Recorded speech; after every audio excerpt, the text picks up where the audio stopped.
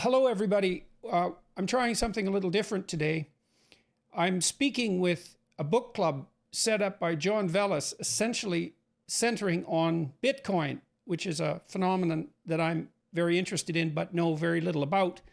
I ran across John's podcast partly because their book club also focused on my first book, Maps of Meaning. And so I looked up Gigi Durr, who's speaking with me today, John Vallis, Richard James, and Robert Breedlove, who make up the four people in this particular incarnation of John's book club.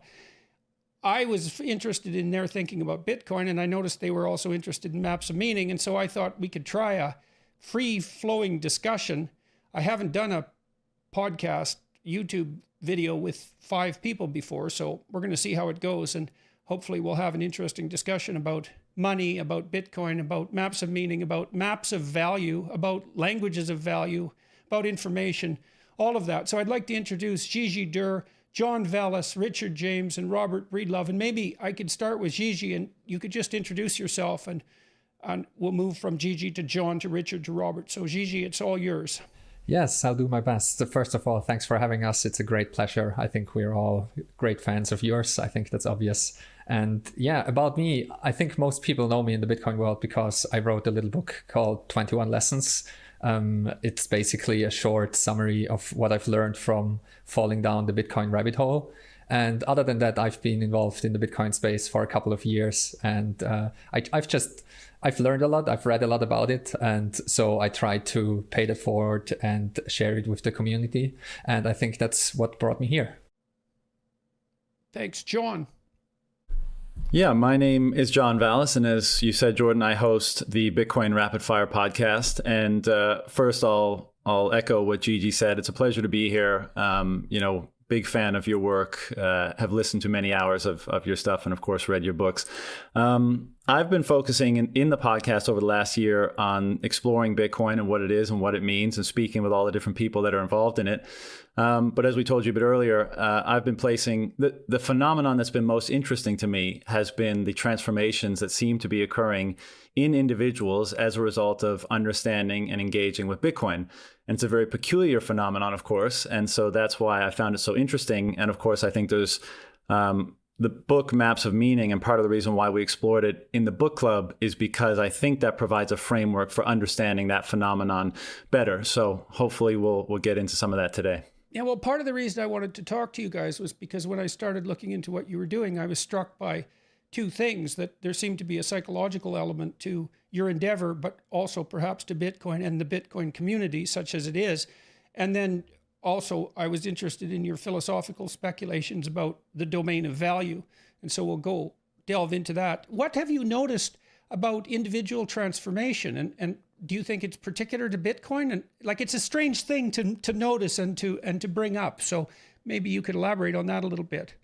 Sure. Well, the answer is yes. And one of the interesting overlaps between your work and you and the changes that are represented in people that get involved in Bitcoin is I think there's a lot of the instantiation of a lot of the things you talk about are represented in the changes we're seeing in people that engage with Bitcoin. And of course, notwithstanding that your work generally, as it permeates out into the culture, is providing people with ideas to chew on, and that causes some degree of change. But what I've noticed in people in Bitcoin is that it rapidly accelerates this change toward taking more responsibility, as it were. Why do you think that is? Well, there's a couple reasons. And I think the other aspect, to sum up and not take up too much time initially here is that it changes people's time preference as well. It changes their relationship to time. And so the first, why I think that is it's a very peculiar thing. But I think the genesis of it is that Bitcoin allows you to own something and to allow you to exclusively own something for the first time ever. And that is the private keys to your Bitcoin. So it's an extreme form of ownership that is not represented in any other domain of life. It's an inherent property right. What difference do you think this idea of unique ownership makes? And then how do you relate that, or if you do, to a difference in time preference? And what does that mean? Well, for one, I would say that because it's the first time to experience something like that, it changes your relationship to responsibility. And I think one of the outcomes from that is it causes you to contrast that extreme form of both ownership and responsibility in that domain to all the other domains of your life where, let's say, there's a dependence that exists. And so this is kind of the idea of freedom that Bitcoin seems to engender, is that when you take, complete sovereignty and control over the thing that most reflects, who you are out into the social world at the very least, and that is money. That is the emblem of your time and sacrifice, or what you gain rather, for your time and sacrifice. Once you take control over that, I think it provides a very powerful impetus to look at other areas of your life and see where you might establish greater sovereignty and take the responsibility to do that. Another part of it is once you come into this space and you start to realize basically the impact of the current system of money that we use. And I know this is a term that you use and you reference in the book, but you begin to see how Bitcoin represents the information, let's say the truthful speech, that rectifies pathological hierarchies that evolved as a result of false money, as a result of fiat money, let's say. And I think you could broadly say that money is information regarding your own value hierarchies that you, when you use and it, everybody you communicate. Else's. Right. Mm-hmm. And so when you use it, you communicate those. And to the extent that there's an intermediary or that there's anything that's distorting the fidelity of that communication, pathological hierarchies, incongruencies between what you're attempting to communicate and what you actually are communicating to that market, I think emerge. And I think that was what I found interesting about the claims that you guys are making. And I wanted to have this discussion in part to evaluate that claim, to see if there's, to see how solidly developed that idea is, because it's a very interesting idea that in some manner, Bitcoin is provides an incorruptible language of value, preferable to gold, say. So maybe you have to buy the argument first that gold is preferable to a currency that isn't dependent upon something like gold. And that's also a separate argument. But you're making the case then that Bitcoin is superior even to gold. And so we'll go into that. What's your background, John? I started my career in finance. I lived in Shanghai, China for about a decade. And then whilst I was there, I got out of that because I didn't enjoy the incentives that, the behavior that came from the incentives in that industry. And I went into natural medicine and did a degree in that and worked in that capacity for a couple of years. And then all the while I had been interested in Bitcoin and studying Bitcoin.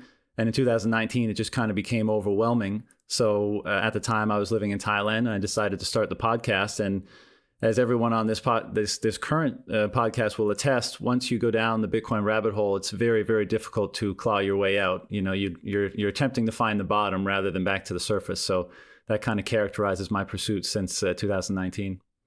What's your background?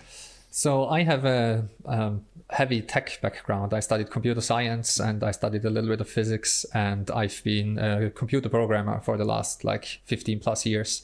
I think that sums it up. I grew up with computers and I grew up online. And so I know a thing or two about distributed systems and those kind of ideas that are very helpful to make sense of Bitcoin. But still, it took me a very, very long time to make sense of Bitcoin, many years and multiple touch points, because I lacked the economic knowledge that is required to understand this beast. And so the last couple of years, I read up on my economics and discovered Austrian economics, and that was most helpful to make sense of Bitcoin and what. Right. And so that's another touch point, because I've become interested in Austrian economics and going to be discussing Austrian economics with some Austrian economists. They're not actually Austrian, but they're from that school. You also have a profound sense of sartorial splendor, just so that you know it. So, Richard, over to you. Thanks very much, Dr. Peterson. So, my name is Richard James. I'm a filmmaker by trade, although in more recent years sort of have worked in other areas and just been running a small business in a completely unrelated area. But I've had almost a lifelong interest in economics, and I studied that through school and into university, but sort of fell out of love with it, I suppose. I kind of dropped out of economics at university, but yeah, maintained an interest in that. And then I also came across the Austrian School of Economics, and I found that to be particularly eye-opening. And it led me down this path of asking that question of what is money. And as we've already mentioned, gold plays such an important role in that. And I think that understanding gold is the first step to understanding Bitcoin. And so, in the last couple of years, I've sort of turned back to filmmaking and trying to link that interest to Austrian economics and Bitcoin.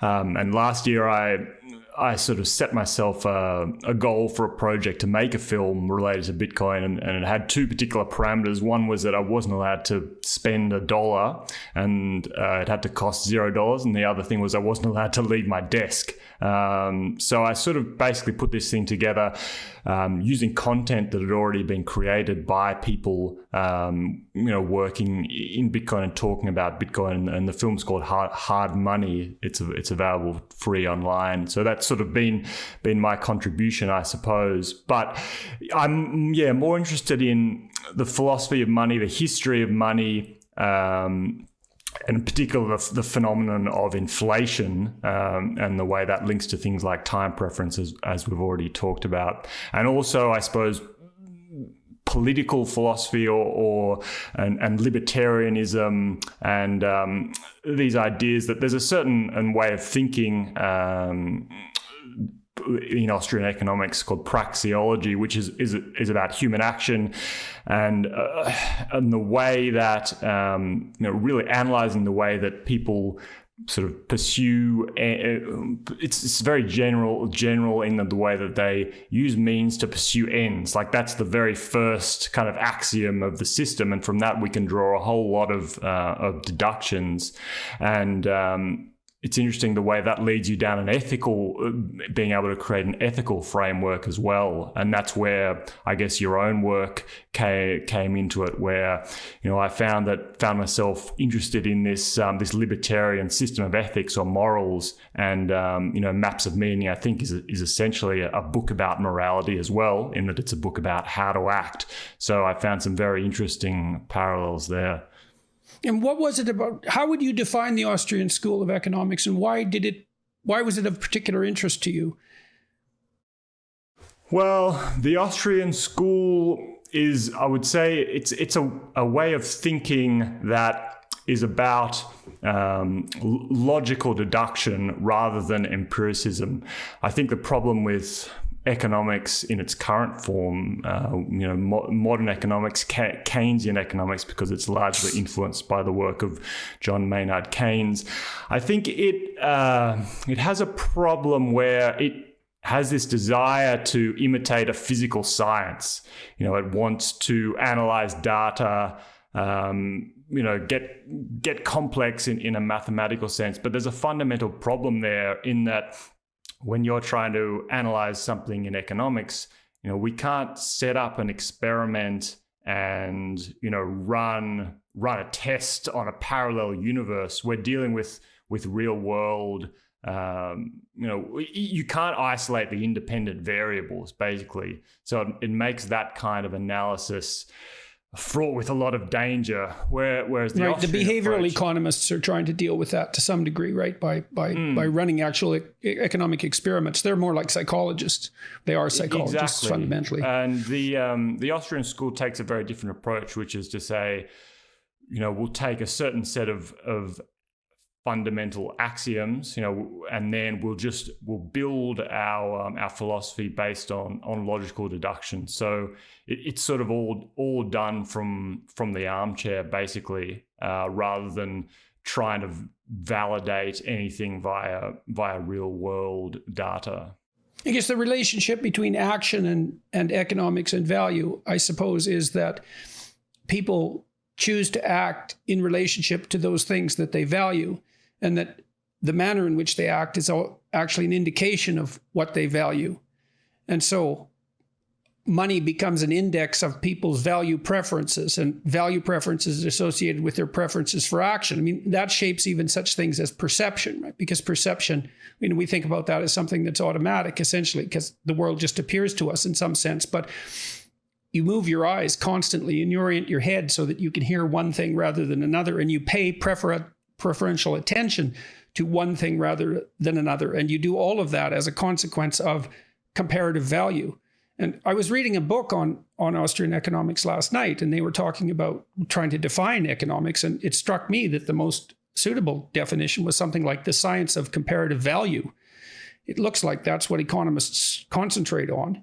And then money becomes an index of comparative value. And then that leads, well, I'm going to talk to Robert next. I'll get him to introduce himself. But I know Robert has written a fair bit philosophically on the implications of money in general as a signal of value, and of Bitcoin in particular. So, Robert. Hey, Jordan. My name is Robert Breedlove. It's a great honor to speak with you today. I'll just say that your work has had a profound impact on my life that I'd probably struggle to put into words, so I'll just leave it at thank you. I'm a lifelong student of philosophy and economics, although more recently, thanks to Bitcoin, I actually was introduced to Austrian economics. So I've been going down that rabbit hole for the past 4 years. My background before that is I have a master's degree in accounting and finance. I was a CPA for a number of years. So I did tax strategies for high net worth individuals, investment partnerships. From there, I moved on to be pretty much a career CFO focused in technology. And then most recently, I was operating a hedge fund before. Last year, 2020 was transformative for a lot of us. And this quote from H.G. Wells really struck me and resonated. He said that civilization is a race between education and catastrophe.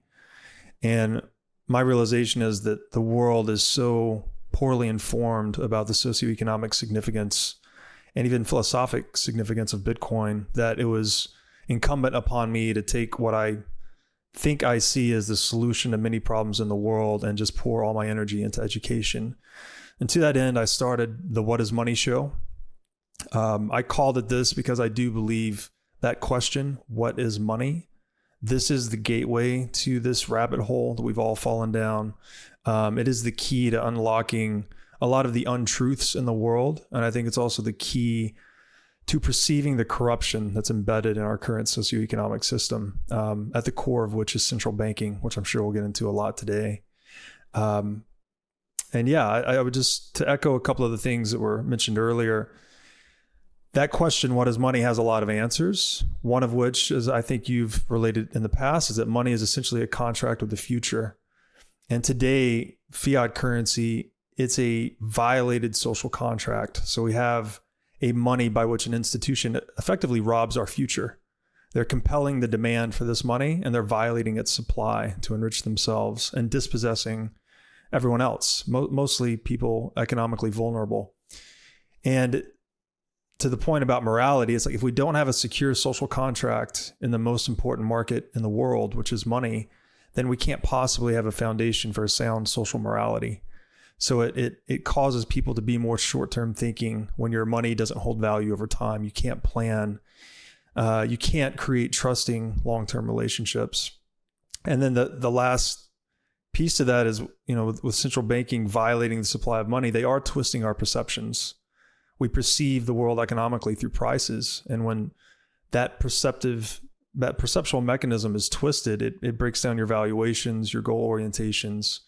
Your trust. Really just trust. Yeah. It really corrodes socioeconomic fabric, social morality, and even individually, to John's point. I think it really breaks us down. And I've experienced that personally in my life. I've kind of flown high and mighty on the fiat currency standard, and I've experienced a certain set of character traits develop in myself, and I've experienced an antithetical set of traits develop in myself as a result of studying and interacting deeply with Bitcoin. So can you elaborate on that a little bit? You're making a moral contrast that's personal. There's a story there. I'm kind of curious about it. So yeah, I made a lot of money quickly at a young age, and I would say that I walked a bit of a darker path where I just thought that I had made it. I had arrived. I would just kind of party and cut up and travel. I didn't have I had lost that deeper sense of meaning or sense of purpose that you speak so eloquently to. And, you don't know it when you're up against it. I still thought that I was doing good things and was more or less a good person, but I was just going further and further off course, becoming more and more short-term oriented, more and more pursuing immediate biological gratification, whether it's, drinking or whatever. And Bitcoin and this rabbit hole just gave me the larger lens, which we talk about time preference. And when we say lowering your time preference, what we mean is we're expanding your time horizons. So you gain a greater sphere of concern, let's say, beyond yourself. And that sphere is made up of space and time. And as you do that, you start to see yourself as increasingly a more humble and infinitesimal piece of the total picture. But somehow it also enriches you to want to really dig into whatever gifts you have and give back to the whole picture.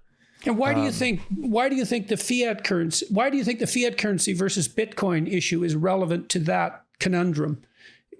We could say it in the very severe original state of nature, where we're all just cavemen running around trying to eat and have shelter.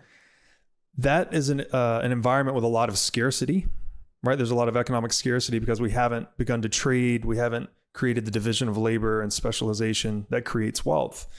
And I would argue that fiat currency, because it generates arbitrary inflation. So it's artificially magnifying prices in the world. It's increasing prices when prices should be declining as we get smarter. It's actually magnifying the perception of scarcity in the world. And I think that contributes to social divisiveness, up to and including things like cancel culture and other things we see in the world today. I really believe that artificial central bank induced inflation is a corrosive moral cancer on society. And I think we underestimate. Okay, so let's get some terms straight so that everybody knows what we're talking about. So maybe we start with fiat currency. And Gigi, I'm going to pick on you next because I want you to give us a technical description of Bitcoin, if you would, and then we can start exploring its psychological and philosophical implications.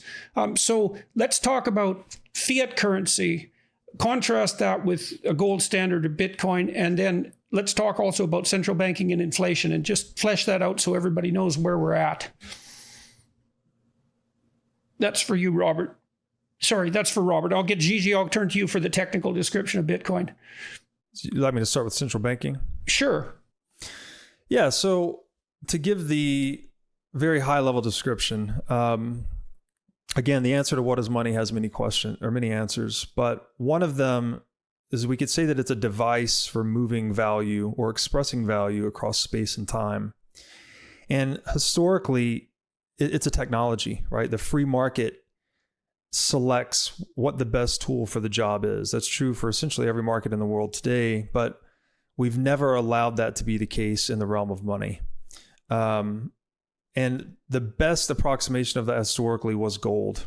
So if we understand that as a technology, money needs to fulfill 5 critical properties. It needs to be divisible, durable, recognizable, portable, and scarce. And I'll gloss over a lot of history, but essentially monetary metals best satisfied the divisibility, durability, recognizability, and portability properties of money. And of the monetary metals, gold was the most scarce. And scarcity of money, so what scarcity means is when demand outstrips supply. But what's unique about money is that demand always exceeds supply. There's never enough. People always want more money, right? It's not like you're going to reach a certain amount of apples in your kitchen and you're satisfied with apples. There's always more demand for money. So we could say that money always has this scarcity property inherent to it. But the market gravitates towards the good that best satisfies those first 4 properties, and then fifthly, has the most inflexible supply. So another way to say this is the most inflation-resistant monetary technology tends to be favored by market actors because, as it turns out, surprisingly enough, or not surprisingly, people don't like to get stolen from via inflation. You want to hold the money that holds its rarity and scarcity across time such that no one can dilute you. And that's so why do you regard inflation as theft? So inflation it's just very simple supply and demand economics. If price or purchasing power in the case of money is where supply meets demand, if someone can arbitrarily increase the supply, they can steal purchasing power from the others using that as a store of value.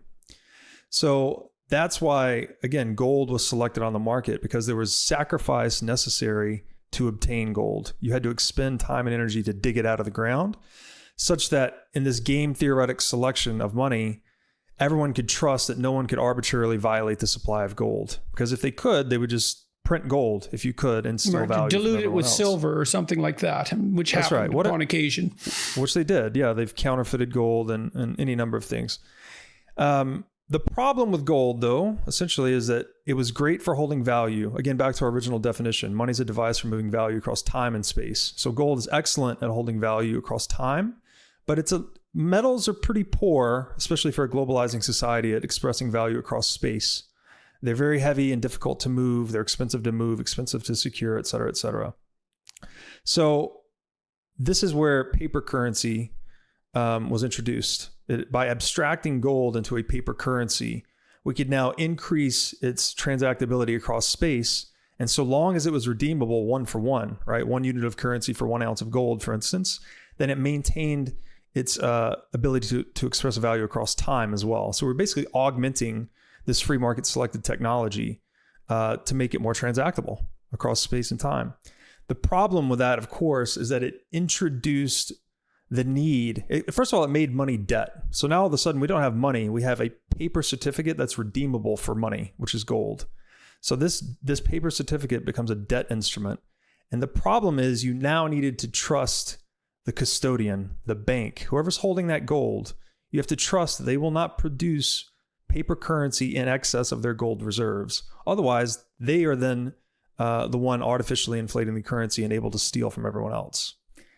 And as it turns out, again, money's like being the most important technology in the world. The temptation to manipulate its supply has proven historically to be essentially irresistible.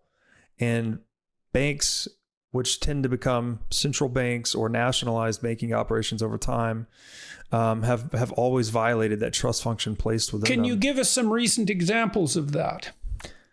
Well, sure. In 1971, the infamous Nixon shock, he took the world off a gold standard. Subsequent to World War II, we held the Bretton Woods Conference, where it was determined unilaterally by the United States that the dollar would be pegged to gold. Every other currency in the world would be pegged to the dollar. So this gave the United States the infamous exorbitant privilege to just basically be able to print whatever amount of money they want, send the world these paper certificates called dollars, and then receive goods and services in exchange. But other countries agreed to this, 1, because the US was the dominant military power at the time, and 2, because dollars were redeemable for gold. But between 1944 and 1971, it reached a point where enough countries had lost faith in the dollar that they were asking to redeem their currencies for gold, that Nixon decided to spontaneously close the gold window. So he just moved the world off of a gold standard onto a purely fiat currency standard. And then since that point, actually since 1971 through today, it's been about a 50-year experiment, we have had disastrous socioeconomic consequences across a whole gamut of data. There's a great website to this effect I would just encourage listeners to check out called WTFhappenedin1971.com. And we've had obesity, suicide, addiction, clearly global debt to GDP has exploded. It just points towards the devastating force that is arbitrary inflation. So yeah, I hope that answers it. Yes, go ahead. Can I just jump in for a sec? Before we move on, we're talking a lot about value. And I think, Jordan, you mentioned something earlier that I just wanted to pull the string on a tiny little bit and you talk about this in your work, but in order for value to emerge, right, we need to define limitations. So things are defined by their limitations. And as a result of that, we're able to separate them, right? So things emerge out of the void. Their limitations allow us to separate them. Then the problem is, how do we order them, right? And then so that is how these value hierarchies emerge. And the internal measuring stick we use to order things is our own limitations of time and energy. So for a very basic example, if I'm going to look at the lamp, then I'm excluding everything else that I could look at. I'm devoting my time and energy resources to look at that lamp at the exclusion of everything else. The opportunity cost is infinite to anywhere you place your limited resources. And so the journey or the evolution of money, of finding a money, has been to try to find something that mimics our limitations, that mimics the sacrifices that we make when we bestow value on something. So value. Why would you say mimics? Well, because we want something to reflect the same limitation. When we're bestowing value on something through our sacrifices, that's basically what value is. I'm sacrificing my time and energy and perception to focus on one particular thing. If I want to express that out into the external world, the ideal way of doing that is to find something that is similarly limited as my own resources. So that's interesting. So money, I mean, it's obvious in one sense that money is a reflection of human value, but I hadn't exactly thought about it as a form of mimicry. So what we want is an arbitrary external agent that's mobile across people that signifies what people value, of course. So that signifies the value structure. Why sacrifice? Well, that's how we create wealth in the world. We sacrifice our time and energy to create things. So money, that's just another definition. I didn't mean to interrupt, but money as a measure of sacrifice. Okay, Gigi, let's go to you now and let's fill in some of the gaps about Bitcoin per se. Do you want to fill us in about what it is and why you think it's significant? What's revolutionary about it? I'll try my best, and I'll try to link it to what's just discussed. Like we always try to zero in on something that doesn't just melt away and that we can use as money. And historically, as we just discussed, gold and silver, precious metals, were very good at that because gold is virtually indestructible. And it's also very scarce and divisible and so on and so forth. The problem is, and that's what computer scientists try to solve for, I guess, 50 years plus, is if you want to do that in the informational realm, have something that represents value, it's basically impossible because you can copy information indefinitely. And that's what's described by the double spend problem. Like if you can read information, you can also copy it. So you cannot have a token in the digital realm that can't be copied. If you can read it, you can also write it down again. And that's a basic copying mechanism. And that's how computers work. Computers are just basic copying machines. So digital scarcity is kind of an oxymoron and was never possible before Bitcoin. And also in Bitcoin, like the way that Bitcoin works, it doesn't produce anything that can't be copied. Everything in Bitcoin is copied all the time, and you can copy every aspect of it. And there's also nothing that is really encrypted. It uses encryption technology, like cryptographic technology, but it doesn't really encrypt anything. It only uses digital signature schemes to make sure that the ownership of things is clear. But you can read everything in Bitcoin. It's completely plain text. That's why we also say it's speech. It's you can basically print out how Bitcoin works and put it in a book, and you can actually read it, and you can feed it into another computer and just spin it up again. And also the output that Bitcoin produces, this ledger which records who owns what, is completely plain text. Like you can make sense of it by just looking at it, kind of. And so we have this problem that historically we found physical artifacts to represent this value. Gold coins, for example. And the gold coins, they speak for themselves. Like whoever has the gold coin is in possession of this value, the stored value. Someone else put work into it to extract the gold first and foremost. And after exchanges, you know that whoever earned this gold coin or also stole it, like it doesn't matter. Whoever has this bearer instrument, whoever has this gold coin is in possession of some value and can redeem it, go to society and redeem it. You can, like, whatever goods and services you want to have, you can exchange your gold coin for that. And in the digital realm, doing that without any trusted third party before Bitcoin was impossible because of this double spend problem, because of the nature of information that you can't have any token that can't be copied. So what Bitcoin actually does is it is this play, kind of. It is this intricate dance of computers all around the world that spin up a system that checks and verifies copies of this ledger, and it makes invalid copies useless. So you can copy it and you can kind of transform the copies as well. But everyone who participates voluntarily in this game agrees to certain rules, and the rules say that we only accept valid copies according to the rules that we signed up to. And this is what makes all this possible. And what comes out of it is simply so a list. It's an unbreakable contract of trust. Yeah, it's like unbreakable is a really big word, and everything in Bitcoin works kind of probabilistically, including like cryptography itself. It's basically, it makes use of an asymmetry that some problems in our universe are very hard to solve unless you know the exact solution to it. So that's basically all, like the root of all cryptography. Like if I know the secret, I can decipher the message instantly and very easily. But if you don't know the secret, you will have to guess every possible secret. And this is where this asymmetry of power comes from. So cryptography is inherently defensive. And this is what Bitcoin makes use of as well. Like if you don't have my private key, you cannot spend my Bitcoin, period. Like the heat death of the universe will come first before you will be able to do that. And this is the power of Bitcoin. So can you get extremely simple and describe what Bitcoin is? Yeah, that's the 21 million Bitcoin question. I'm afraid there is no simple answer. Like the best I can give you is it's basically, you can think of it as a shared Excel sheet, like a shared ledger that simply attests to who owes what to whom. Like it has a list of, these are the 21 million Bitcoins that we have, and John owns some and Robert owns some, and it's a list of transfers. So it's a list of transactions. And if you add all this up and make sense of all the transactions, it's the what is recorded is from the genesis of Bitcoin up to the present moment, everything that happened in the Bitcoin ecosystem. And so that's what makes it trade, exactly, and ownership. That's what makes it so trustworthy. It's like it's a computerized accountant. It's keeping track of who owns what and who owes who what, and it's distributed everywhere so no one can corrupt it. And you can't get access to anyone's store because their key is encrypted in a way that makes it impossible to break.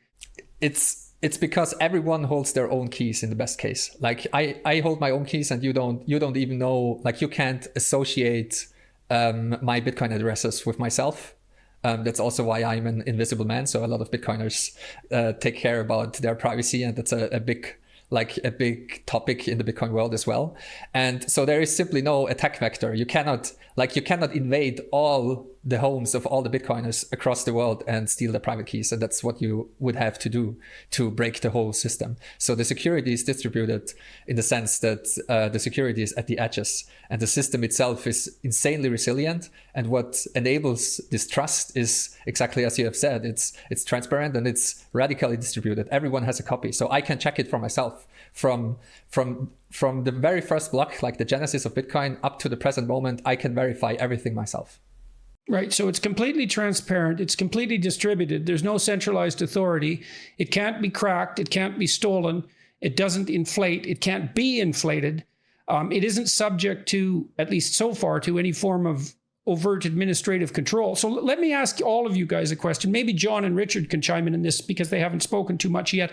So one of the questions might arise, especially in relationship to Robert's comments, is that we switched to a fiat currency back in 1971. And obviously you guys are no fans of fiat currencies, but we do have money and it does work. It still stores value. We can still spend it. And so I would say, please tell me why I'm wrong, or if I'm wrong, or if you agree.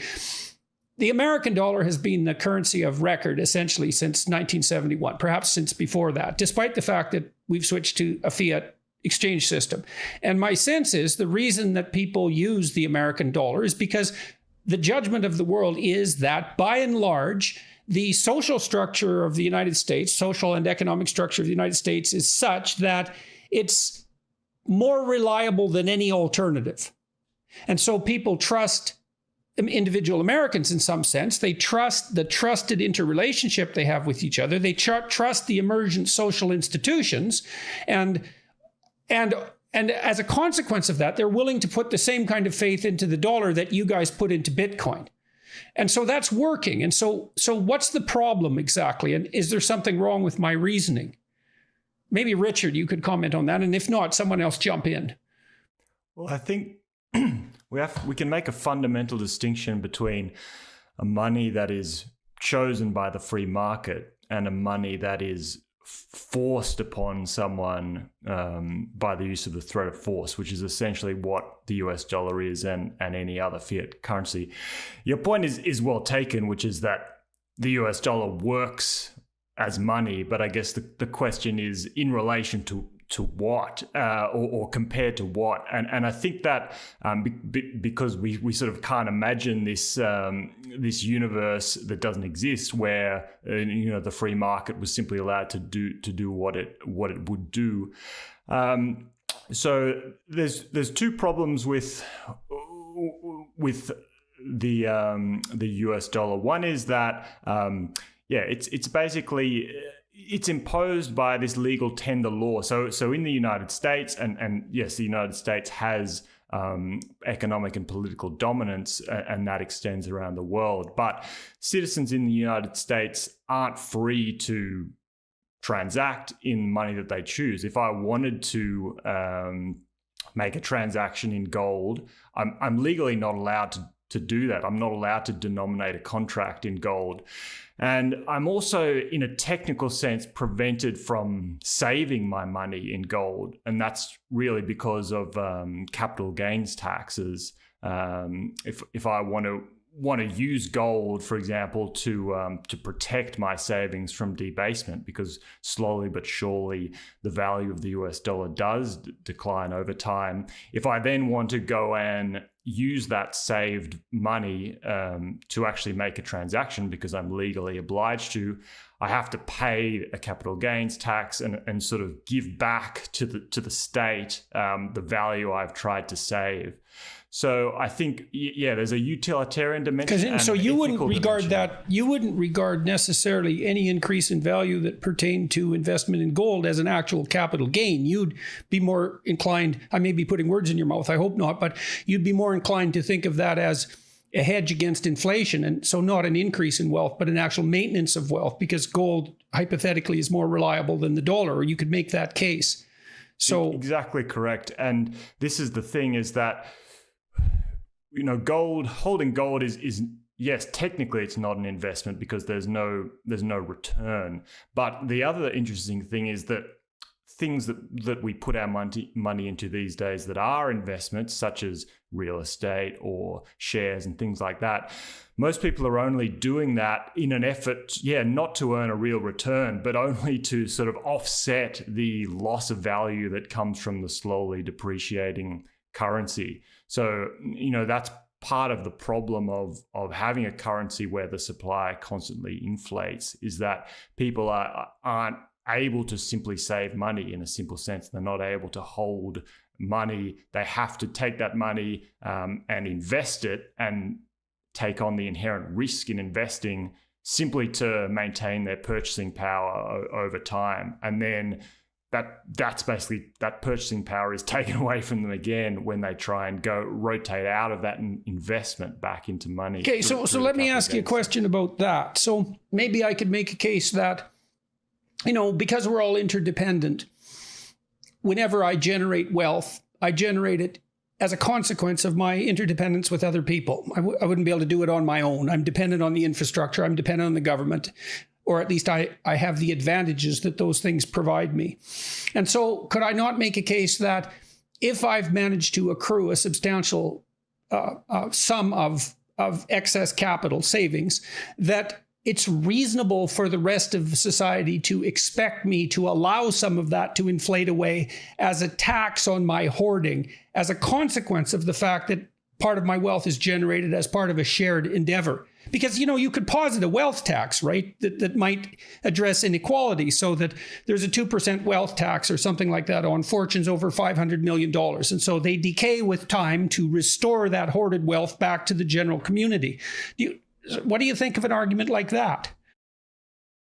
Well, the problem, a lot of this comes back to, we have to go right back to first principles about what we think about the nature of the government or the state. Like, do we think that institution helps or hinders? Do we think that institution can actually redistribute resources in a way that's fair and equitable? And can it do that efficiently? That's almost a an entirely different question. You know, I tend to be very skeptical of what the state can do in that respect, and I think that freely acting individuals would possibly be able to do a better job.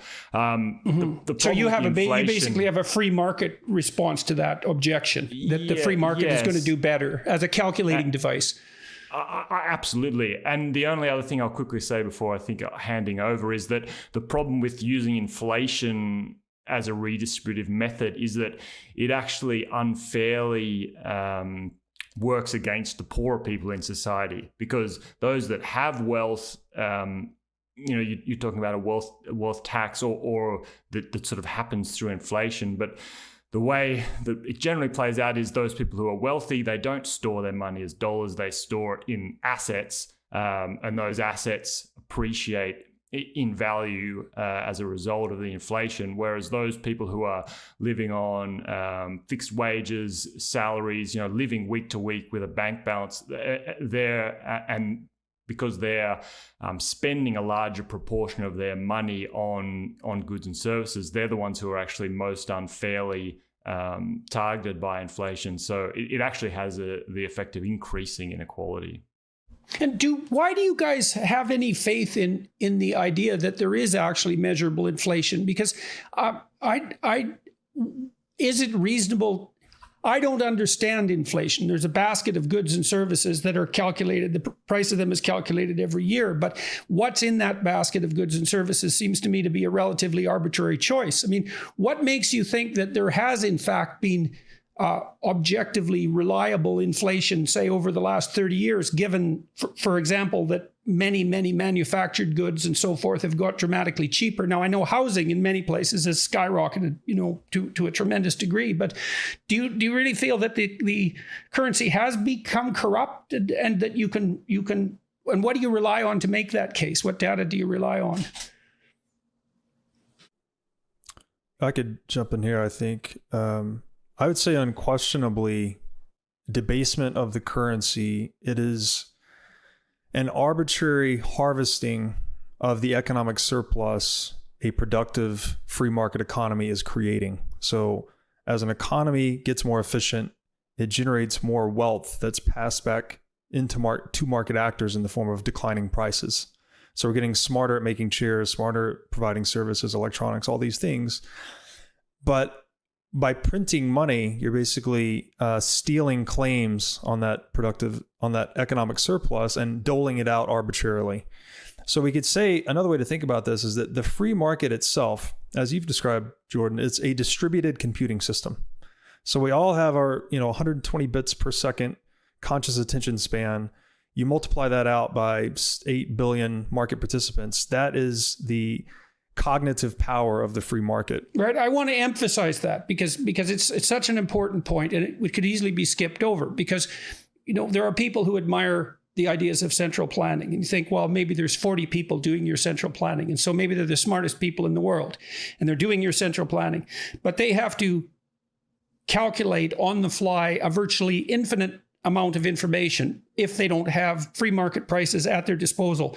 They have to calculate what metal is worth, what nails are worth, what labor is worth, what rubber is worth, what cleanup is worth, what nursing is worth, et cetera, et cetera. And they have to do all those comparisons, and they have to do those computations. And there's actually no way even technically of doing that. And the alternative is to distribute that calculation across a virtually infinite number of actors, or actors in the billions at least, and let every single person act as a computational device and sum all that. And that's what the free market does. It's not even in principle replaceable by a logical cognitive mechanism. I can't see how it is. That's exactly right. It's not even possible that a centralized bureaucracy, a centralized computing model, can compete with a distributed computing model of the free market. We could actually, in fact, say that the free market is a pure economic democracy. People are voting by buying and selling, and whatever price is generated on any given asset, that's effectively the truth of what it trades at.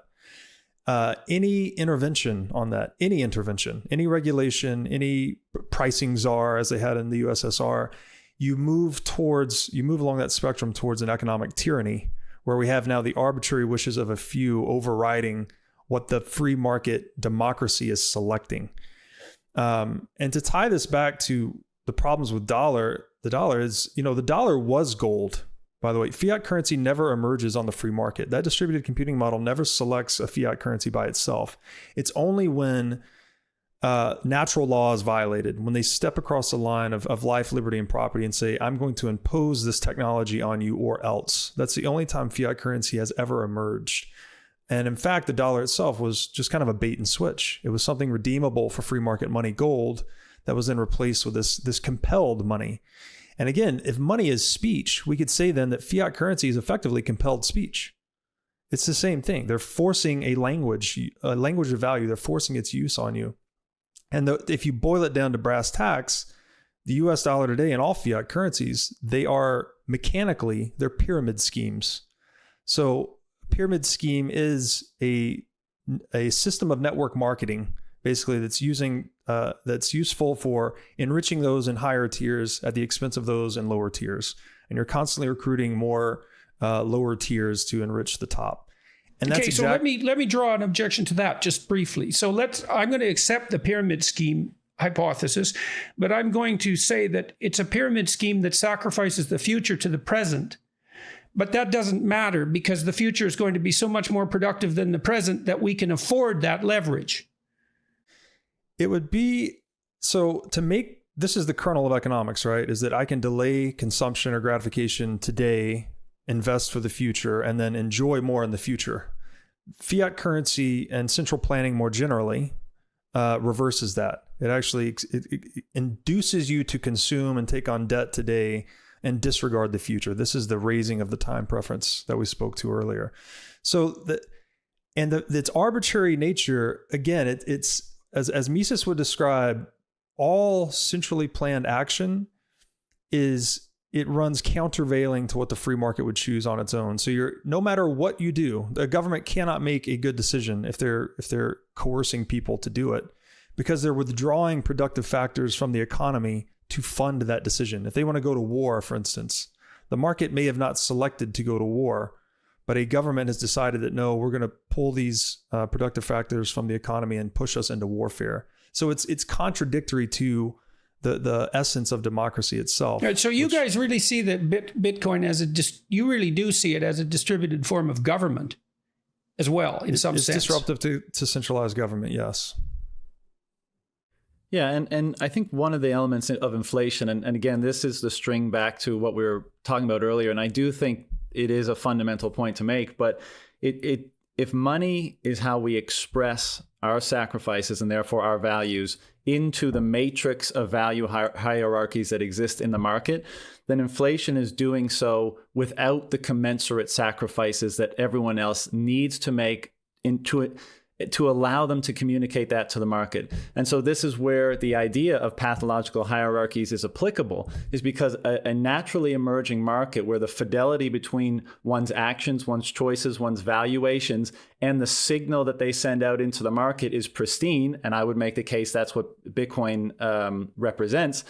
Whenever that is diluted in whatever capacity, to a small degree or to a larger degree, that's what creates incongruencies between the matrix of value hierarchies that are out in the market.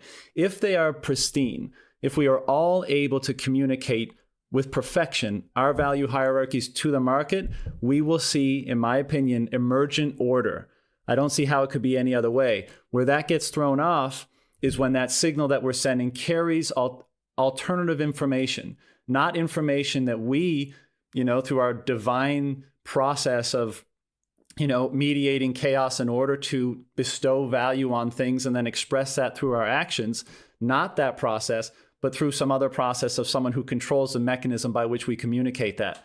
And so inflation is changing the relationship between the matrix of value hierarchies without the commensurate sacrifices, and that is what creates pathological hierarchies, and that's what creates, you mentioned, the inequality and the divisiveness and stuff. Why do we allow this? We're not going to degenerate into conspiratorial thinking, and I'm always wary of any conversation that involves they, an external actor. Like we've allowed this as a global community, and if what we've done is flawed in the manner that your analysis indicates, why have we allowed it to happen? I could say who benefits, and we could go there to begin with. But again, as I said, I'm very leery of conspiratorial thinking. I tend to think of large-scale social problems as everybody's problem, But so what do you think about that? Why have we allowed this to happen? And let's say who benefits and why, and who suffers.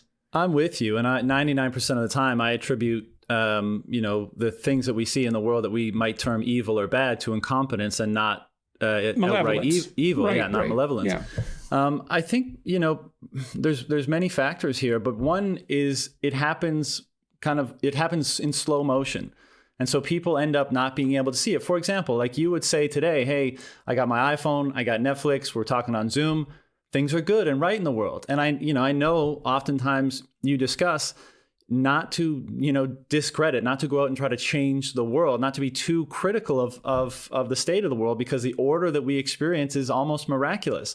But I would say that there's an element of that may cause you not to see how things have become disordered. I mean, it's difficult to see that. And so when we talk about the disruptive effect of inflation that I just alluded to, a lot of people have a difficult time seeing that. We can objectively isolate problems that are going on in the world, inequality and social problems and, all the craziness that we see in the world, and we attribute that to fill in the blank cause. Whereas I think what we attribute most of that to is the disordering that results from this fractured congruence of value hierarchies that are being communicated in a market. That's where I think most of that comes from. But it takes time to play so out. It's a form of faulty information. Right. And we are leveraging right now, or we are still benefiting from this, the order, the structure that was imposed as a result of, let's say, being on a gold standard and the political and social dynamic that fosters. In many cases, we've been living off the stability that fosters for the last several decades. I think you could make a case that despite technological advancement that might cause us to think, hey, things aren't so bad, or may cause to distract us. I think you can make the case that the equity that we've been living off of that stability is coming to an end. And I think we're seeing that in many different cases. But, I think that's why it happens in slow motion, and people are not educated enough or necessarily paying attention enough to notice the relationship between all the different things that are going on. Okay, so let me ask you guys a question about what happened in 2008. And so, and I may be completely wrong about this, but my understanding was that the 2008 crisis was fundamentally produced by a technological revolution. And the technological revolution was something like the realization that you could take investments of a certain risk level, mortgages, let's say, substandard mortgages, and by bundling them together in huge tranches and huge groups, you could quantify the risk. And as a consequence of quantifying the risk, you could make the group of investments more valuable than they would be as the sum of the individual investments, which I thought was a brilliant innovation. And so now the companies, banks, traded these huge tranches of subprime mortgages because they could quantify the risk. And that means that could be accounted for financially. And so the risk was ameliorated. And the flaw was, well, no one realized that doing so en masse would increase the probability that housing prices would become correlated across time, across huge geographical regions, for example, across the entire United States. And so the housing market could collapse all at once. But so you could make the case that was actually a flaw in the free market computing prowess, because a technological innovation came along, warped the entire system, and then what had to happen was the political system had to rescue it. And so I watched that and I thought, well, was the political system embedded in the economic system, which is, I think, the argument you guys are fundamentally making, or is the economic system embedded in the political system? And what's wrong with my analysis of what happened in 2008? Wasn't it the case that the market was rescued by the political actors? Is that incorrect? It's the arson is putting out the fire. Sorry, go ahead, Rob. Yeah.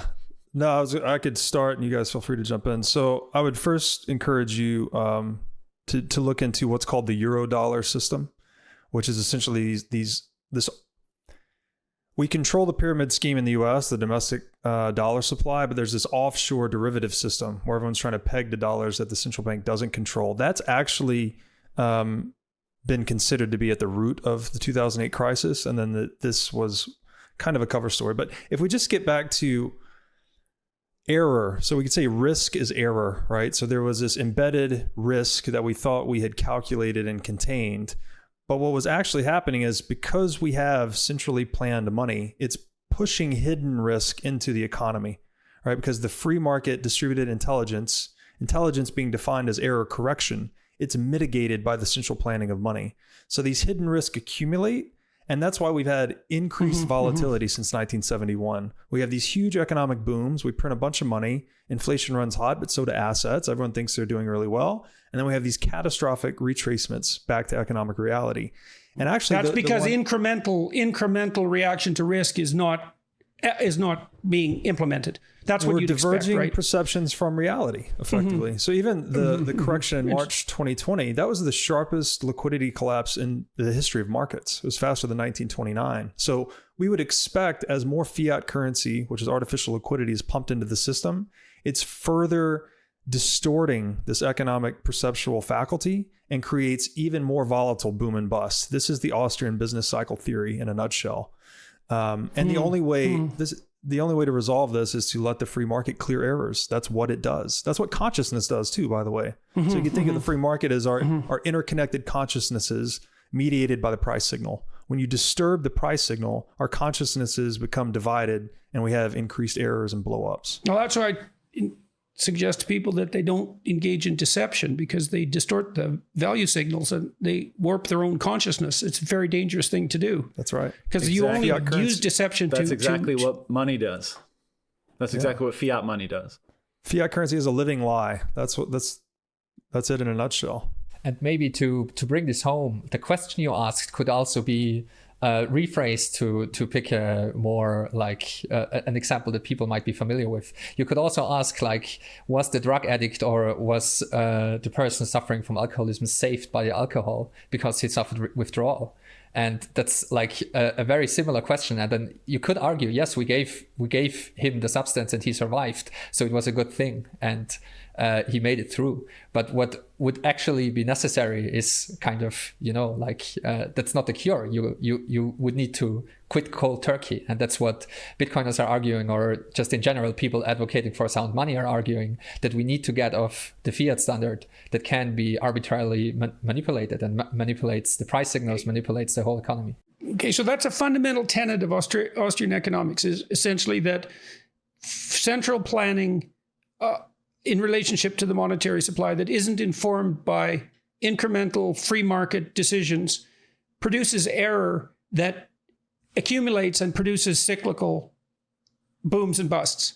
That's very interesting, because there is a psychological analog to that. That psychological analog to that is failure to react to error when they're committed incrementally, to store the errors up, which compound across time, and to collapse. And the oldest myths, some of which I talk about in Maps of Meaning, talk about, for example, the reemergence of Tiamat in the Mesopotamian myth, which is the consequence of corruption accumulates and produces catastrophe. It's the flood myth idea, essentially. So the business cycle theory in Austrian economics is a recast of the flood myth and the Tower of Babel. Is that right? Because those are the two parallels, the two mythological parallels. The Tower of Babel is administrative overload, essentially, and the corruption of systems, and the flood is, the catastrophe, the downside of the natural catastrophe, I would say. So yeah, well, I think you hit on one of the main points of this discussion generally, is that truth is represented across scales. Maybe that's a part of the definition of truth, is that you can see it across scales. It's represented in different forms. It's certainly part of the definition of deep truth. Right. And so yes, definitely. When we look at Maps of Meaning, I think this is part of the reason why we're so interested in talking about it, is because we take those truths that are seemingly entirely unrelated to markets and money. It's all about mediating the forces of nature, the structure of reality, in conjunction with the social relationships that constitute life, and trying to figure out what behavior is the most optimal balance between the two. And I think we could carry that over to money and markets. And well, it's funny because, maps of meaning could have been called maps of value. And obviously money is a map of value, but I hadn't drawn the analogy between a map of value and money. Although in retrospect, that seems like an obvious thing to do, which is why I got interested in your idea about incorruptible money. Yeah. And so you think of incorruptible money as computationally advantageous, essentially. That's the basis of the idea. Yeah. And I think, again, to pursue this, I think Bitcoin is the regenerative hero in different form. It takes the forces of nature. It digs into chaos, into pure entropy, into pure energy, and let's say mathematics, and spits out the greatest form of order that we as human beings use in the social realm, which is money. And it does so in the archetypal way, in the maximal possible way of doing so. And it does so in an incorruptible manner. And so if you take if you take those things, you could easily, that could easily have been talking about the regenerative hero as described in Maps of Meaning. And I think it's represented in Bitcoin. It's instantiated in Bitcoin. And that's why it's having such a revelatory effect on it. Provides a really weird bridge between the objective world and the world of value too, doesn't it? Because all the computation occurs in that's objectively real. And that objectively real incorruptible computation produces an unerring signal of value, or that's the theory at least. Okay, so let's talk practically for a bit. So and then we'll return to the central discussion. I mean, Elon Musk has recently objected to Bitcoin on the basis of, and maybe is this a flaw? Bitcoin becomes more and more expensive to produce as we proceed through time. And the consequence of that is that we do, in fact, use up more energy, or at least that's in one form, which is computational energy. Maybe we gain that back and, efficiencies within the market itself. You could argue that. But what do you think about Musk's recent decision with regard to Bitcoin? I would love to jump in on that because I have written about that extensively. And I think what you said is exactly right, that Bitcoin is a map of value, so to speak. And what's so interesting about Bitcoin is that Bitcoin is both the map and the territory. And as I've said before, in the informational realm, we cannot link we cannot link the map to the territory. You cannot do it. Like if you have something in the real world, writing something down about it, you will always have to trust the person that wrote it down. And what's so ingenious in the world of Bitcoin is Bitcoin uses the only thing you can do with information, which is to transform it, to anchor it to the real world. So this is what proof of work does. That's what the energy expenditure is for. And the energy is used for various things. So it's used to secure the system. It's used to distribute new coins. It's used to make sure that the history becomes incorruptible. So it also secures the past. So it does a couple of things. It also makes sure, like, it even decentralizes time itself, which sounds kind of weird, but it's very hard to keep a decentralized system synchronous because of relativity and other effects. So if you wouldn't have something like physical proof of work, you would need to trust a central authority in terms of time, because the order of things, like the order of transactions, needs an absolute order of time. And all these things combined are solved by the proof of work system that Satoshi Nakamoto introduced. And so the energy expenditure, the basic question becomes, once you realize that, the basic question becomes, is it worth it? And society in general, that's the question. Society in general asks this question about all kinds of things, like, are cars worth it? Are smartphones worth it? Is the internet worth it? All these things, they take up a lot of energy. And Bitcoiners argue that Bitcoin is definitely worth it for the sound money aspect alone. Musk is determining by fiat that it isn't. Well, instead of letting the market decide. It's very hard to decipher what Musk meant with his recent comments, because Tesla is still holding a lot of Bitcoin on their balance sheet. I think it's about $2 billion worth in Bitcoin, and they don't intend to sell any. And so, it's a political game to so let me ask you this. If you guys are right, tell me if I'm leaping somewhere I shouldn't be here, but what should happen is that whatever energy is expended in the production of Bitcoin and the maintenance of the system should be more than recouped by the increased efficiency of every system that used Bitcoin as a transactional device. And so the net energy, there'll be a net energy gain, not a net energy loss, if you calculated it across the entire system.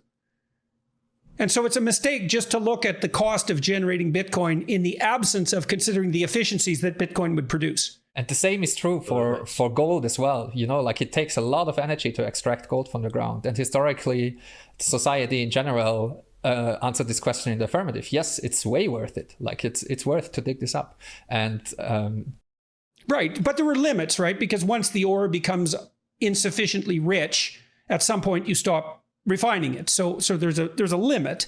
But according to your logic, at least, the limit on the energy expenditure that Bitcoin produces should be produced by the market response to Bitcoin, not by some fiat judgment about whether or not it's like ecologically sustainable, because that's just a guess. And the best indicator that we have for ecological stability is going to be cumulative free market decisions, even though those aren't necessarily very good. They're better than anything else we could possibly generate rationally. And just to clarify one point, and then I'll let Robert dig into this.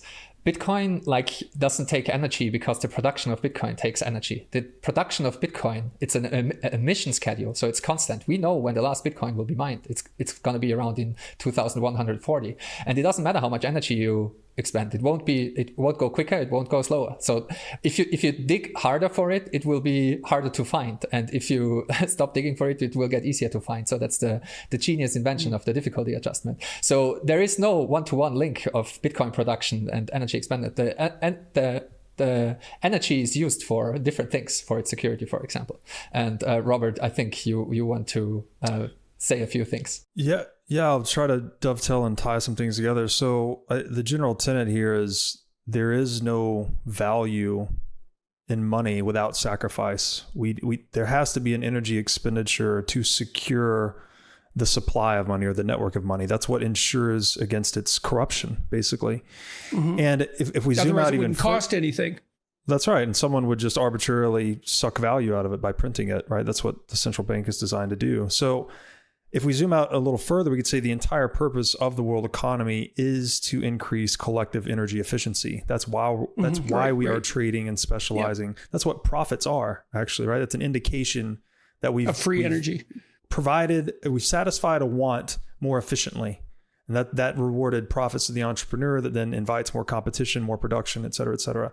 So back to John's point, the entrepreneur, this is the individual element that courageously faces the chaos of nature, right? With his skin in the game, his own capital plans, et cetera, trying to convert it into good and useful order. The entrepreneur is the living hero myth. And that's what the free market honors. It honors the sacrifices that entrepreneurs go out into the world and make for us, whereas something like a bureaucracy is antithetical to that. So to get back to your point about why central banking, how did we allow it to happen? I boil it down to this, is that even the entrepreneur, he's pursuing something for nothing. He's trying to find a way to satisfy wants more cheaply, more efficiently, to enrich himself and to enrich others. That axis you talk about between chaos and order, good and evil, right? We're all pursuing something for nothing, but there's a point where you can cross that axis into the domain of evil, where it's intentionally harmful to others to benefit ourselves. I think that's what central banking has done, right? It's the entrepreneur wants something for nothing by figuring out how to provide a good or service, but so does the central bank. But it's crossed that divide to where it's actually economically harming others to give its shareholders, its private shareholders, a perpetual economic free lunch. It has no sacrifice in the money creation process. It pays a dividend to undisclosed shareholders. It's a parasite on the productive economy, effectively. And I would say that no one is better than their incentives. Right? It's not like, how did we let this happen? It's like there was just an attack vector on gold. There's technological shortcomings of gold that allowed it to be corrupted. That's how we got the central bank built on top of gold. So I think by introducing Bitcoin, a money that's really hard to steal in terms of inflation or confiscation, it pushes us to be more hardworking as a society, because that is the only profitable strategy. We become entrepreneurial. Whereas if money is easy to steal, like it is under the central bank model via inflation, we slide towards kleptocracy, right? And that's what you see. Even Elon, he's very close to the fiat currency. Yeah, I like the "we" terminology press. a lot better, because it does. You make a case there. You make a case for a kind of technological inadequacy. Is that as a species, we haven't been able to generate a sufficiently incorruptible language of value, and that has produced all sorts of negative consequences, some of which you're outlining. It's a problem that we all have. Okay, so practically speaking, guys, Bitcoin, it's not easy to spend. You can't go into a store and spend it. Like, it doesn't have that portability that you described, Robert, as a cardinal element of a necessary currency. And it isn't obvious to me that it's been rapidly moving in that direction, but that may be a mere consequence of my ignorance. Or my time scale. Maybe it'll happen in 10 years, and that's virtually instant from a historical perspective. I mean, do you think Bitcoin can leap the gap between its, what would you say, somewhat store idiosyncratic exchange? Yes, that's right, exactly. Can I just hop in real quick on the last point before we answer this, and then we'll get to it? But Jordan, you mentioned is this energy expenditure and the environmental issues around Bitcoin, is it worthwhile, right? And as you said, the market is the best thing to determine whether something is worthwhile or not. I tend to think of our impact on the planet not as the planet in isolation, but as in human flourishing. I mean, isn't that what we should be looking at when we talk about the environment? Not just is the natural world harmed in some way, but is our relation... Well, otherwise we're just talking about maximizing someone's ideological perception, right? Exactly. This is what the environment should be. Right. So I think our question should be, what is basically the ratio between the consumption of resources and the human flourishing that it nets? And I think that money, because it's the thing that allows you to determine the relative worthwhileness of everything else, it means that there is nothing more important than that object. So whatever the free market selects as the money, the resources used to instantiate that, to perpetuate it, are definitionally worthwhile because it permits the relative valuation of everything else downstream of it. I just wanted to get that piece out. Yeah, a fair point. If I might jump in terms of you can't go to the corner shop and spend your Bitcoin, I would say, that's a fair criticism, but that was true 20 years ago for e-commerce and other technologies. So it happens gradually then suddenly. That was the same criticism, was what am I going to do with a smartphone? What am I going to do with the internet? Electricity. It doesn't work yet, and electricity, a lot of Bitcoiners or some Bitcoiners like to use this metaphor because Bitcoin is also a network and electricity is also a network. So you have network effects and they take a while to grow, but Bitcoin is very usable already, and there are a lot of people already living on a Bitcoin standard. So they are earning Bitcoin, they are spending Bitcoin, they're using Bitcoin day to day. Currently, because we are still in this early adoption phase, and Bitcoin is an exponential technology built upon other exponential technologies, so it lives on the internet and it uses smartphones and other devices that are exponential in nature to propagate itself, then it will just take a while until it is ubiquitous. But I think also it is unstoppable, just like the internet was. The internet dematerialized all kinds of things and it just took a little bit to play out. And Netflix wasn't possible from day one. And video Zoom calls that we are having right now weren't possible from day one. And very similarly, Bitcoin is evolving and building itself up in layers. And currently, its main use is as a censorship resistant money. If you are not allowed to have a bank account for whatever reason, Bitcoin serves you very well. And if you want to have a long-term store of value, Bitcoin is an excellent choice of store of value as well. And just look at the data, historically, year over year, Bitcoin compared to the US dollar gained 200%. So if you put some money in Bitcoin, if you have done that in the past, you are better off than having money on the bank account or under your mattress because of the inflationary nature of fiat currencies that we discussed. And I think it will just continue to evolve just like the internet did, and people will find it useful for various different reasons. And now you regard it as unstoppable. And so on what basis do you make that claim? Why do you believe that?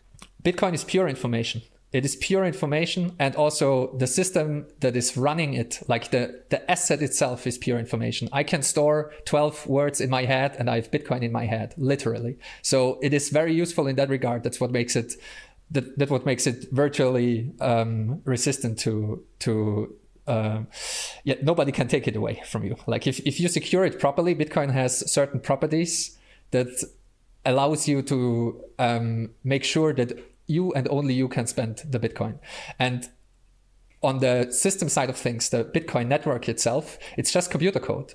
And so it's just information. And we as a society are very good at making sure that important information that various people regard as important, survives. So we often like to compare Bitcoin to other informational texts, just like the Bible, for example, that outlast empires, because it is very hard to destroy pure information if it is distributed well enough. And the whole reason for the Bitcoin system to work in that complicated manner that it does is because it maximizes decentralization. It maximizes censorship resistance. The whole idea of the Bitcoin system is to build something that they can't stop, and it doesn't matter who they are. So it's to build a system that we as humanity can't stop. Exactly. Right. To build a system that we can't. Well, so that's kind of an interesting conundrum there too. You kind of ask yourself, there's no shortage of dire science fiction predictions about the buildings of systems that we can't even stop. Downsides to Bitcoin. Well, how about the facilitation of criminal activity, underground criminal activity, for example? And like if you guys put your heads together and you had to critique Bitcoin as a social danger, what would you say? Oh, there's definitely the criminal element, which seems immediately relevant. I would say it's the same as with every powerful tool. Like a chef's knife is a very dangerous weapon, but you can also prepare beautiful meals with it. And we have to kind of make sure to wield these powerful tools directly. But it's also kind of, like the genie's out of the bottle. We kind of have to, just like with the internet, like the internet and every other technology before it, it's just a tool. It can be used for good and bad. And there's plenty of crime facilitated online as well. And, like I don't even want to go into bank robberies and cars that were early adopted by bank robbers so that they can run away faster. So I think that would be my answer to that question. And Jordan, just very quickly on that one, in your writing and such, you detail how the religious traditions, particularly Christianity in our case, have informed the legal system. And one of the very special ways that it's done so is that it sanctifies the sovereignty of the individual, even if that individual has obviously committed a crime. They are given the right of due process. They are presumed innocent until proven guilty. And this is a technology that fundamentally sanctifies the sovereignty of every individual. And what they choose to do with that sovereignty is their choice. Yes, right, as a but society, you guys you're also making a case, all of you, that the very act of Bitcoin sanctifying the sovereignty of the individual is actually tilting individuals towards doing something good rather than something bad. That it's not just neutral, as Gigi was laying it out, that there's an intrinsic ethic to Bitcoin that is more likely to tilt it in a positive direction, which would be a more powerful rejoinder to the Bitcoin equals criminality criticism. So the question is that, that's what I'm trying to wrestle with here is, okay, so let's accept your proposition that Bitcoin is an incorruptible currency. And that seems fair enough. I mean, I can't come up with an obvious rejoinder to that. And then, so that means that we have an incorruptible language of value that enables us to make better decisions. Well, we do use money to make decisions. I mean, sometimes when I'm trying to decide whether I'll do one thing or another, I'll do the thing that makes more money because I can't decide any other way, right? It's an obvious way of picking one thing over another when they're relatively commensurate. Other people seem to value it more because they'll pay more for it. So it's actually helpful as it's a helpful cognitive tool, pricing, obviously, because it simplifies decision-making to a tremendous degree. So it's integrally involved with decision-making. You could make the case that in an economy or in a market that's properly constituted and structured, i.e. people's expression of their values is not corrupted, that you following that signal of something being more financially rewarding is moving toward the good. Because the good is the aggregation of so all. That's really what's at the bottom of this, as far as I was concerned. That's what got me so intrigued by what you were thinking, because that's an unbelievably radical claim. And it doesn't apply if the money is corrupted. Right. You're basically saying that you could rely on an incorruptible currency as an unerring signal of value. So you're doing all your computation externally. You know, in this new book I wrote, Beyond Order, I made the case that a lot of our sanity is distributed. Like, we tend to think of ourselves as organized within. That's part of the psychoanalytic tradition, the psychological tradition for that matter. We sort of keep ourselves sane if our psyches are well structured. But a lot of the way we stay sane is by interacting with other people. And the signals they send us and that we respond to keep us sane. And you can see we're all going off in all sorts of weird conspiratorial directions as a consequence of being locked down under COVID for so long, because everybody's brains we haven't been subjected to enough social correction for a while because we're isolated, and we all go kind of off the rails as a consequence. So if the value language is incorruptible, then you can externalize your cognition, and you can rely on the market almost completely to make decisions for you. So you'd buy the cheapest car, for example, all other things being equal, because the calculation would have already been done for you.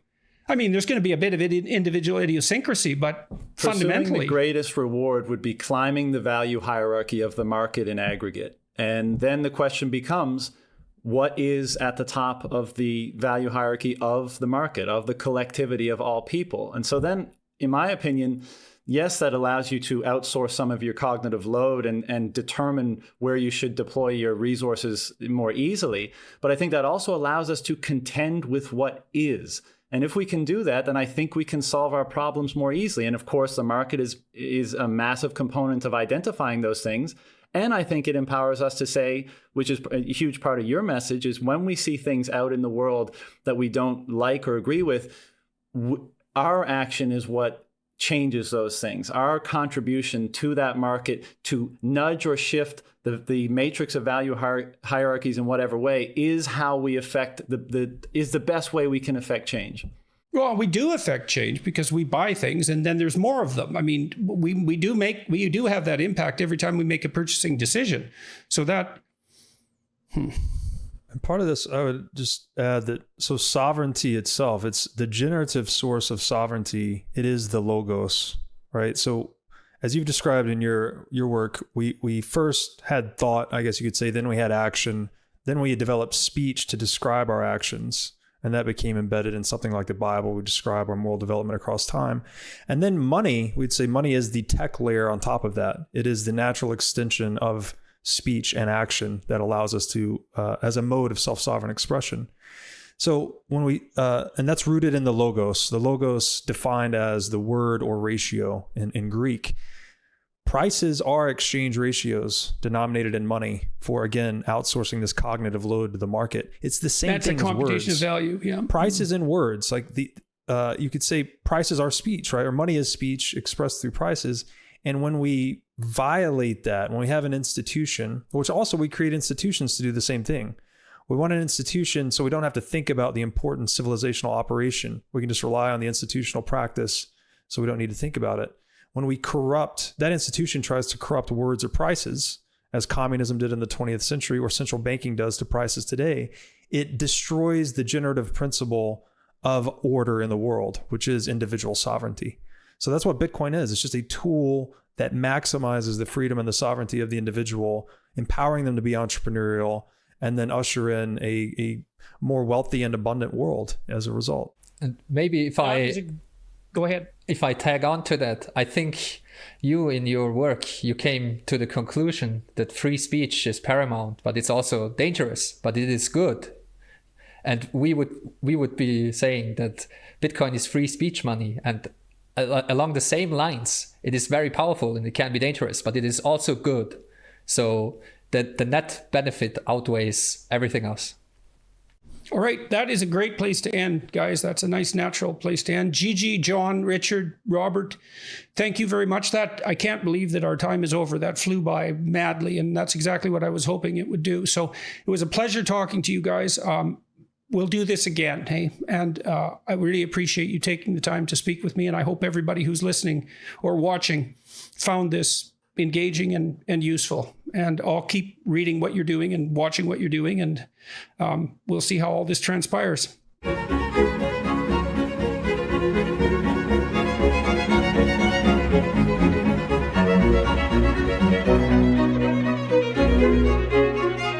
Bye.